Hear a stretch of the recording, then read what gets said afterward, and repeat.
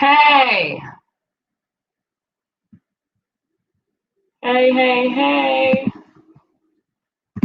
Welcome. I'm over here trying to get some technical things together, so bear with me.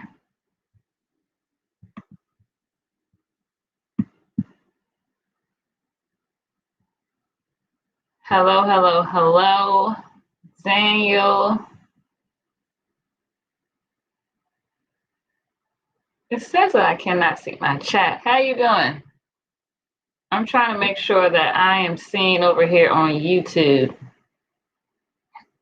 It says that I am live. Okay, so welcome, Regina. I am broadcasting on YouTube and on Instagram Live as always. So it's never right until you have some technical difficulties. So that is what's always happening. Ask that you bear with me. Hey, says getting your curriculum shortly. Okay, Daniel the groomer. Thank you for the support. Appreciate it. Let me know where y'all from in here. While people are go ahead and they're gonna come on in here. Where y'all from in here? Greetings, Regina. I said, well, where y'all from in here? Well, anyways, welcome back. Glad to have your ass in chemistry class. I am Professor Health. I am your creative chemist. You know what it is. I am your friendly neighborhood healer, but not your average dope dealer. So today we're going to deal in dope, and we're going to be talking about some dope things, and hopefully none of you guys in here have kidney issues. If you do, if you know someone who does, we're going to go ahead and we're going to help you out today. Memphis in the house. Where y'all from in here? Memphis in the house. What's up, Memphis? How y'all living out in Memphis? So today, there's a lot of things that we can talk about kidneys, but we're going to focus on one particular theme today. So this is for Kidney Awareness Month. March is Eye Awareness Month. It's Kidney Awareness Month. It's also Multiple Sclerosis Awareness Month. So today, we're going to focus on kidneys as we focused on eyes last week. I am unable to see the chat for some reason on YouTube. I don't know what's going on there. However, if you are watching me on Instagram, I can see your questions. Please do feel free to go ahead and drop me a question in whenever you feel like it. I'm going to get some more people up in here. So give me 1 second and notify some of the followers.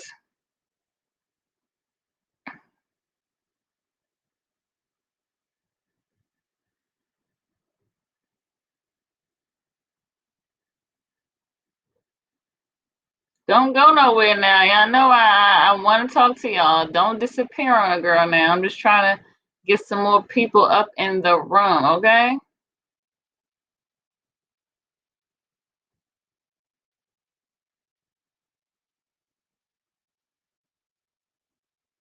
Okay. So with that, we are happy. A pretty day today now is where you are from. Yes, today was a pretty day. I am from Washington, D.C. We had about 75-degree weather today, and that is amazing because it's been chilly out here. Okay, so we got some more people in the room, but I'm not going to hold you guys today because class is going to be fairly short today. So we are going to go ahead and we're going to get started for those who came to class early and weren't late bloomers. So again, Kidney Awareness Month. Today's topic is chemicals of kidney stones. So as you can tell, we're going to be talking today about kidney stones. So we're going to go over the basic function of the kidney. What does the kidney actually do? Why do we need it? Well, how does it help the body? All that good stuff. So some basic biology we're going to cover today. We're not going to get too into it with biology. Hey. So the kidneys function filters your blood. So all the blood passes through your kidneys throughout the day. That's going to happen several times of the day. So your kidney is going to filter the body's blood. This is going to happen throughout the day, several times a day. It's going to remove waste. Also going to control the body's fluid balance. Okay? Also going to maintain electrolytes. If you're watching this on YouTube, and you can go ahead and you can see the infographic where it has the ions with the electrolytes, the sodium, the potassium, the magnesium, the calcium chloride. So it's going to maintain those levels. So we've talked about these minerals before in chemistry class. I'm in class. Glad to have you here. Thank you for your attendance. So sodium is going to regulate pressure and the body's water content. It's also good for transmitting nerve signals and contracting muscles. Now, our potassium, which we've talked about before, and how it is great for helping blood pressure, right? It also transmits nerve signals and helps the muscles contract, and also good for the heart. Now, magnesium ion or magnesium electrolyte also contracts muscles, helps form bones and teeth, right? Now, the calcium also helps in transmitting nerve signals, forming bones and teeth, blood clotting, and chloride actually does exactly the same thing as sodium with other functions regulating pressure, the body's water content, and also it has to do with the secretion of the stomach acid. So if anyone knows the stomach acid that we have in our body or in our stomach is to help with what we eat, right? To help us in digestion, what we put into our body. So it's hydrochloric acid. You got the H and you got the Cl. Hydrogen and you got the Cl. Hydrochloric acid, HCl, okay? So that's what the kidney does, okay? Low key fast, what's up? So that's what the kidney does. Filters your blood throughout the day. It's going to remove the waste. It's going to control the body's fluid balance, and it's going to maintain electrolyte levels, okay?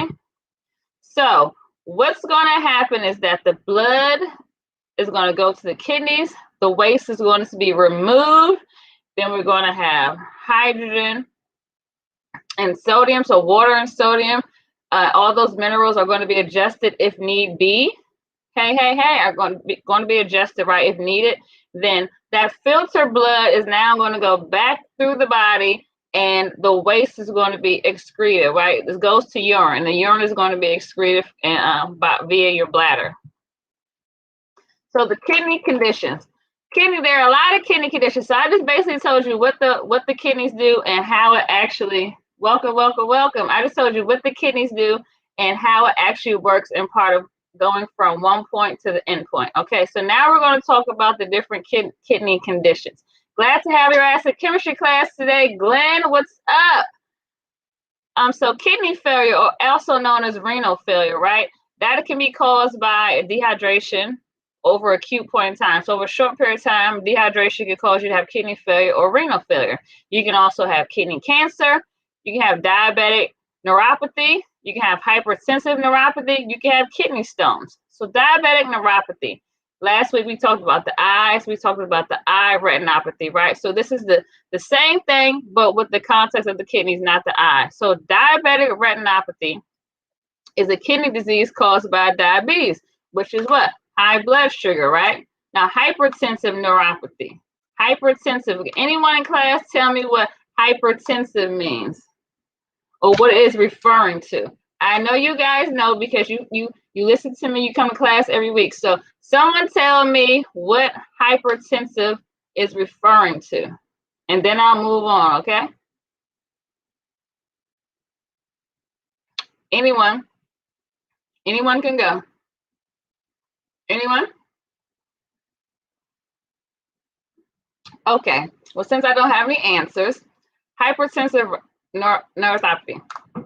Kidney disease caused by high blood pressure. We know that hypertensive or hypertension refers to high blood pressure. So if you have diabetes, if you have high blood pressure, there's a possibility that you can have a propensity to develop kidney stones. That's basically what this is saying. Now, formation of hard kidney stones. What are they? They are the formation of hard deposits of minerals. And these minerals are the minerals that are sourced from rock. I'm not talking about the minerals you get from eating your plant-based foods or even drinking like water. These minerals are going to form in the kidneys, right?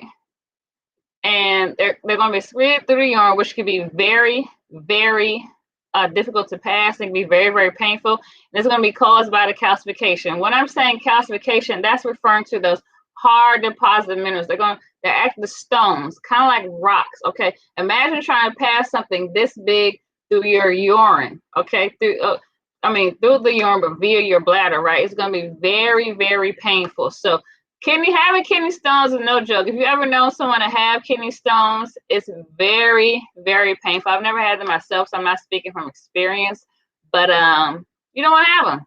So let's talk about how we don't get them today. So as I said, they can be passed through the urine, very painful. And this is a method that doctors or health professionals will use to eliminate the stones, right? So they can say, well, you just pass them through urine. If they're not that big, they're not that bad, we won't go through an invasive surgery or any type of procedures. We'll go ahead, we'll have you just pass them through your urine. Like I said, that can be painful. Now, what actually causes us to have kidney stones? Because people don't just develop them out of nowhere. You're feeding them, right? Your body is manifesting based upon what you're doing to your body. So, So meat, salt, sugar, high doses of vitamin D. And when I'm referring to vitamins in this chemistry class, I'm referring to the synthetic, the man-made vitamins, okay? So vitamin D, synthetic, vitamin C, synthetic, calcium, synthetic, not drinking enough water. We talked about dehydration. If you ever had some type of gastric bypass or intestinal surgery, that has been stated to be reasons as to why you can get kidney stones. Calcium-based antacids, diuretics like water pills. And water pills are used for if people have sodium retention issues. So you have a lot of sodium in the body. When you have a lot of sodium in the body, that draws water out the cells. That could lead to dehydration. So that's why they're giving water pills, right? To help you get that sodium out of the body. Anyways, also polycystic kidney disease. These are some of the causes of kidney stones. Also, red meat, poultry, eggs, seafood can increase the development of stones, right? Kidney stones. More so, uric acid stones that are formed in the kidneys, but they can form stones in the kidneys. Being obese, overweight, okay? That is you have a high propensity of likelihood of developing kidney stones. Also, certain medications used to treat migraines and seizures, such as topiramate, Topamax, Trocidin D extended release, and Qdexy extended release. If you know anybody on any of those types of medications that treat migraines and seizures, they can have a high propensity or likelihood to develop kidney stones as well. And what we learned in chemistry class, we know that treating something, right, the best way to do that, unless it's like a serious emergency, is going to be naturally. So speaking of migraines and seizures and things like that, my go-to herb would be blue vervain, especially for the seizures or anything that's happening to your nervous system. So on Monday, Mad Sciences Monday, Mythbusters Monday, I said that calcium, vitamin C, and vitamin D supplements are good for the kidneys. And I said false, the big effing false, right? I said false. So the very supplements that are recommended by health professionals can be one of the reasons why you have or will develop kidney stones. Now, a medical professional or another health professional who is deep into the books of science and not actually the logic and analytical thinking is going to tell Professor Health, you are nuts, you're crazy. Well, let me tell you why. So kidney stones are the hard deposits, like we said, that's sourced from rock, and they develop inside your kidneys.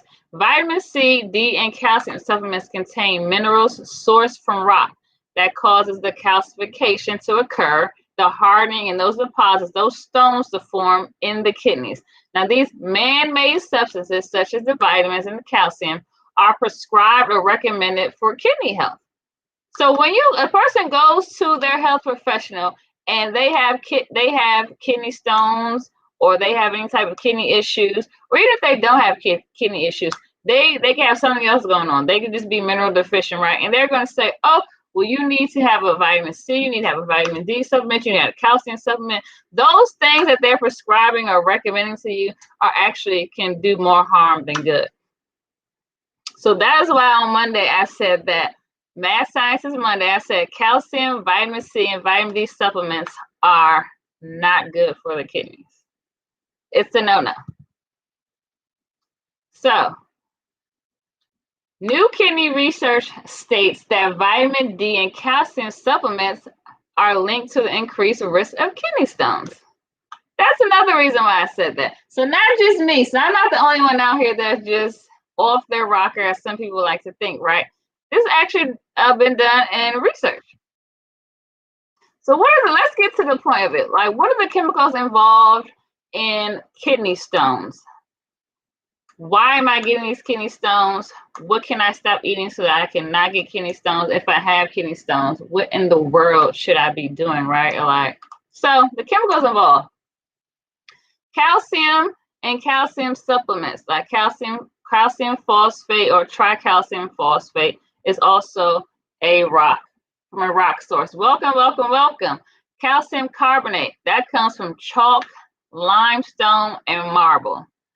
That comes from chalk, limestone, and marble. So if you've ever taken calcium supplements, know that there's calcium carbonate in there. And that junk comes from chalk, limestone, and marble. Now, why in the hell would someone recommend someone take a calcium supplement to up their calcium, right, consumption and calcium levels? But it has chalk, limestone, and marble in it. Now, your body, this human body, is meant to absorb and be able to use what it's already made of, right? So our body isn't made of chalk, it's not made of limestone, it's not made of marble. So when it goes into our body, it's recognized as a foreign agent.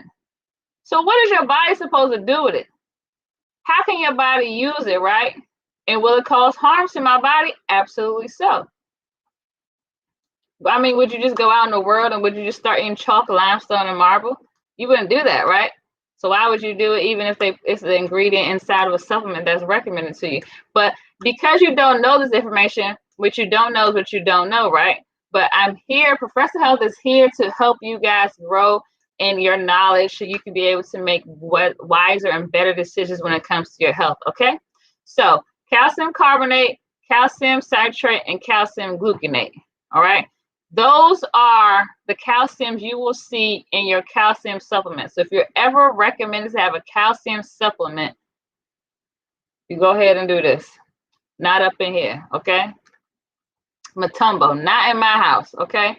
So, and in that supplement, well, let's go. Let's reverse. Oxalate is another chemical, oxalate. It's produced by vitamin C metabolization. So when vitamin C is metabolized in the body, right, that synthetic one, is going to form this compound called oxalate, oxalate. And large doses of vitamin C can increase this chemical in your urine. And how does this happen? It binds to calcium and starts to form those crystals, those hard deposits, those calcifications that we talked about, those like rock-looking stones. That's what's going to happen. Now, foods with high levels of oxalate, or the chemical that we just talked about, are spinach, collard greens, sweet potatoes, root bark, and beans. And I just want to make note that none of these foods that I just mentioned are on Dr. Sebi's nutritional guide, outside of chickpeas being a bean that is on the list, right? Root bar, he's never really said much about that from my knowledge, about it harming or being of harm, but definitely spinach and not only collard greens, sweet potatoes. And so vitamin D, also mentioned in my Mad Scientist Monday, helps the body absorb calcium better. So if you're taking calcium supplementation and you're also taking vitamin D supplementation, vitamin D is going to increase that calcium, right? So that calcium is flowing through your blood now, is going to increase. So your calcium levels are going to increase, and that synthetic calcium can That calcification can cause the kidney stones to start to form in the kidneys, okay? So vitamin C, D, and calcium from plants. Where do we want to get our minerals, our vitamins from? Where do we want to get our nourishment from? The best way you want to get that from is from your plants. Now, if you do eat meat, you're a pescatarian, you're a carnivore, you or whatever you are, I still want you to be getting your supplementation from your plants. So that if that means you eating more vegetables, eating more fruit, then do that, okay? Iron. We talked about iron last week. Hey, welcome on into the room. Welcome to chemistry class. So we talked about iron last week. We said that iron is the most magnetic and fun and beautiful element that there is that we have, right?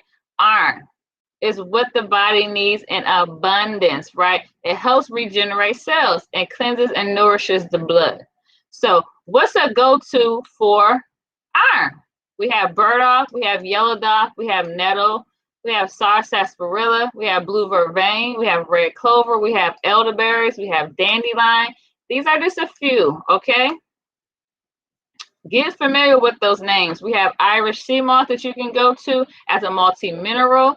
We have bladderwrack as a multi-mineral, meaning that you can get a lot or vast array of minerals from these two, Irish sea moth or bladderwrack. Now for vitamin C, we talked about this last week, but let's go over it again. For vitamin C, we have seeded oranges, we have basil, we have thyme, we have cantaloupe, we have mango, papaya, water squash, strawberries, raspberries, blueberries, seeded watermelon, water, sweet yellow peppers, black currants, nettle. Nettle is also a multi-mineral and it provides a lot of electrolytes. Now for vitamin D, you know, the best source of vitamin D is sun exposure. And then we have mushrooms that can give you a little vitamin D, but that's no comparison to the vitamin D that you're going to get from the sun, okay? And calcium. Where do we get our calcium from? Well, we can turn to nettle because nettle is a multi-mineral and has electrolytes. We can turn to savory, basil, sage, dill, dark green leafy vegetables, dried figs, sesame seeds, and amaranth grain. Amaranth, that's the grain. So that is where we can get those good old vitamin C, D, and calcium from our plants, okay? And that is the end of today's actual presentation or class. If you do have any questions, feel free to go ahead and ask them now. If you're on YouTube, I possibly may not be able to see these questions because I've been having some technical difficulties. But if you are on if you're on Instagram, over here, that's why I'm looking over here. If you're on Instagram, go ahead and you can ask me a question and then I will get to you ASAP. YouTube, I don't know what to tell you right now because I don't want to end the live stream to go ahead and try to have fun with this, but my milkshake brings out the boys of the young. So what I'm drinking in here is a coconut mango milkshake.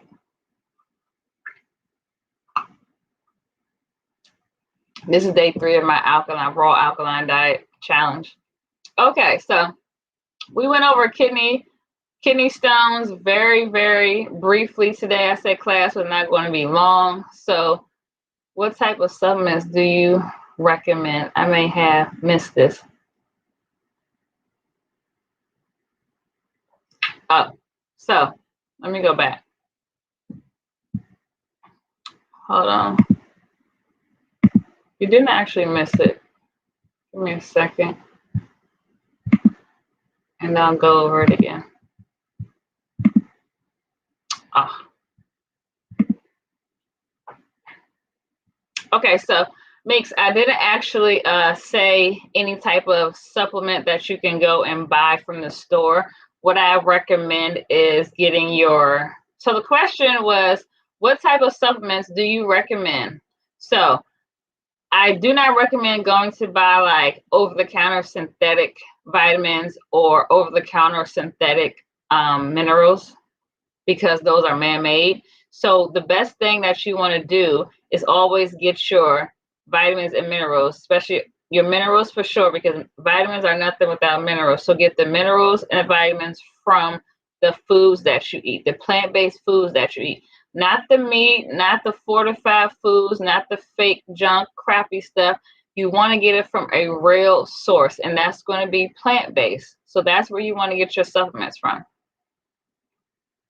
So if you need a multi-mineral that has almost every mineral that your body is composed of outside of iron, you can look at bladderwrack. You can look at Irish sea moss. If you want calcium, you can look at nettle. Got it, makes sense. Okay, glad I answered your question. Any more questions out there? Oops, excuse me. So, without further ado, I'll let you guys get on with your day or your night. I thank you for having your ass in chemistry class. Please do have your ass back in chemistry class. We are on every Wednesday at 7 p.m. Eastern Standard Time. We want to talk to you. We want your participation. We want you in class. We want you to spread the word. We also want you to like, share, and subscribe, okay? Let's get that algorithm flowing. It doesn't take you anything to share, like, or subscribe. You can do that for free, and I really appreciate it. So, signing off is your girl, Professor Health, your creative chemist, and you already know it's your friendly neighborhood healer and not your average dope dealer. So, next week, we will be talking about, I don't know, but we will be talking about something. It's going to have to do surrounding around multiple sclerosis. Maybe I'll talk about some more kidney conditions, or maybe I'll just have a free-for-all, like open, where everyone can just ask questions and we can just talk a dialogue. So I love you guys as always. Peace.